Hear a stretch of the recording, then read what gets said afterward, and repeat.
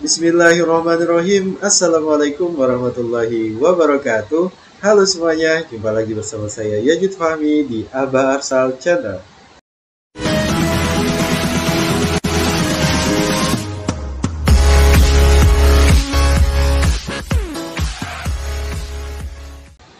Pada kesempatan kali ini kembali saya akan membahas tentang mekanisme penerimaan atau seleksi guru ASNP 3K tahun 2022, khususnya untuk pelamar prioritas 2 dan prioritas 3. Untuk diketahui bahwa pelamar prioritas 2 adalah tenaga honorer kategori 2 yang belum masuk kategori pelamar prioritas 1 atau lulus passing grade pada tahun 2021 kemarin. Dan juga untuk pelamar prioritas 3 adalah tenaga honorer yang telah masuk masa jabatan minimal 3 tahun di aplikasi pendataan digital sekolah atau Dapodik yang juga belum masuk kategori prioritas 1.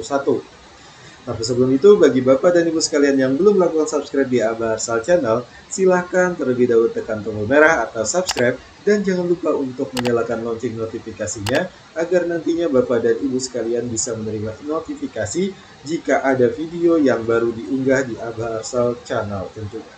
Terima kasih atas subscribe yang Bapak dan Ibu berikan. Untuk membahas mekanisme penerimaan atau mekanisme seleksi P3K Guru 2022 ini, kita akan masuk saja ke laman guru p3k.kemdikbud.go.id, di mana website ini adalah website resmi yang dibuat pemerintah untuk portal informasi calon guru ASN P3K tahun 2022 ini.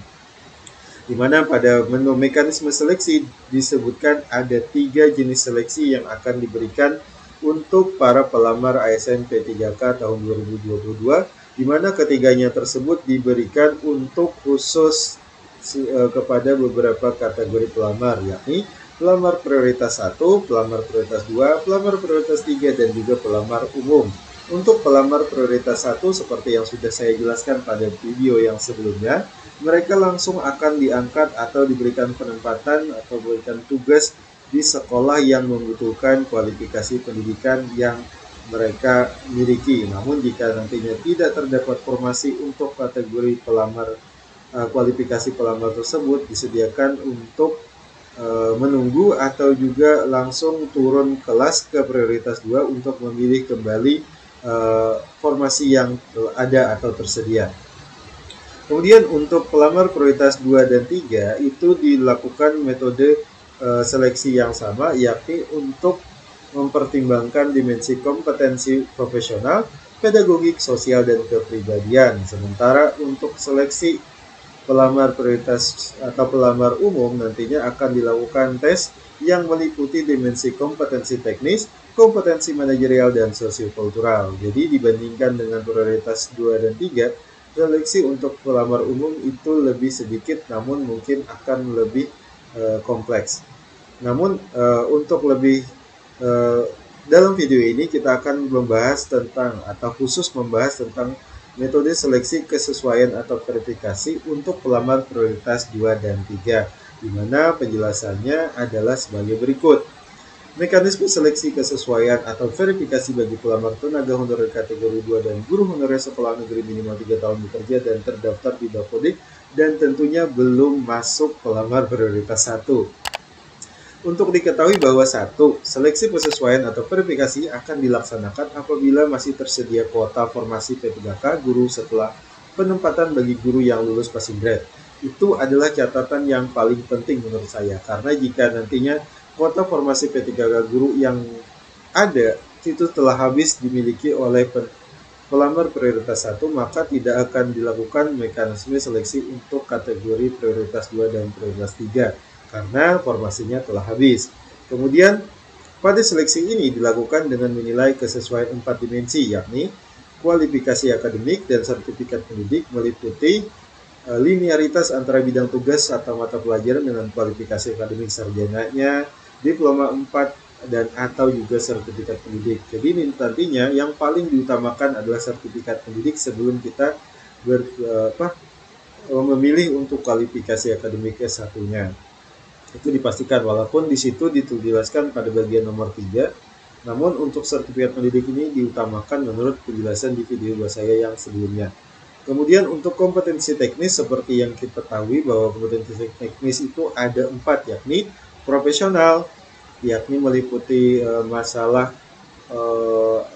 pengetahuan kita tentang mata pelajaran atau akademik kita, kemudian pedagogik tentang pengetahuan umum kita, sosial tentang bagaimana cara kita bersosial, dan juga kepribadian. Selanjutnya ada kinerja yang meliputi orientasi pelayanan, komitmen, inisiatif kerja, dan juga kerjasama. Selanjutnya pemeriksaan latar belakang, di mana pemeriksaan latar belakang ini apakah guru tersebut atau calon guru PTK tersebut terlibat perundungan sebelumnya, terlibat kekerasan seksual sebelumnya, atau penyalahgunaan narkotika, psikotropika, dan zat adiktif lainnya atau nafza, serta intoleransi.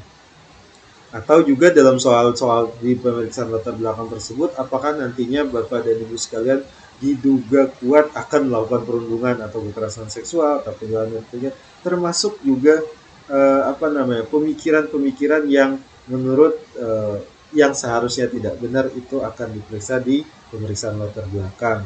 Tentunya hal ini sesuai dengan soal-soal yang akan diberikan nanti.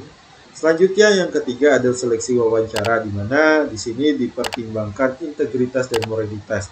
Di mana menurut kabar yang beredar, tapi ini belum pasti ya, cuma sekedar intermezzo saja dari saya bahwa nantinya ketika kita telah lulus dari 4 kompetensi tersebut, maka akan dilaksanakan wawancara yang meliputi kepala sekolah dan juga akan melibatkan kepala sekolah, pengawas, dan juga kepala dinas kalau memang dilakukan hal ini.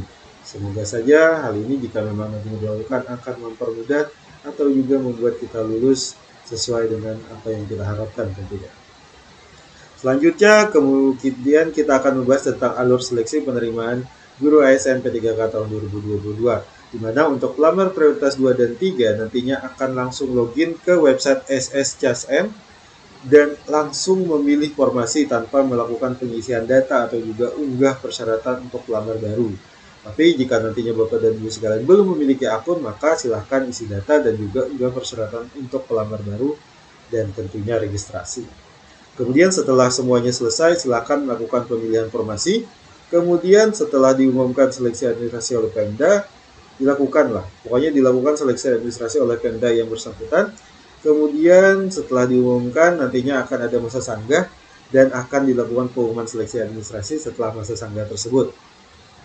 Selanjutnya di tahap berikutnya kita akan melaksanakan seleksi kompetensi, di mana seleksi kompetensi ini ya yang tadi ada 4 kompetensi yang akan dibahas atau dinilai seperti yang sudah saya jelaskan sebelumnya. Kemudian setelah hasilnya keluar nanti akan ada masa sanggah dan selanjutnya diumumkan seleksi kompetensi, dan guru yang nantinya memiliki nilai tertinggi akan lulus di sekolah induk selama ada kebutuhan. Jadi selama ada kebutuhan nantinya sekolah induk yang akan menampung guru yang bersangkutan untuk bekerja. Namun jika nantinya di sekolah induk tidak ada formasi, maka dipastikan akan dipekerjakan atau ditempatkan di sekolah lain yang membutuhkan kualifikasi akademiknya.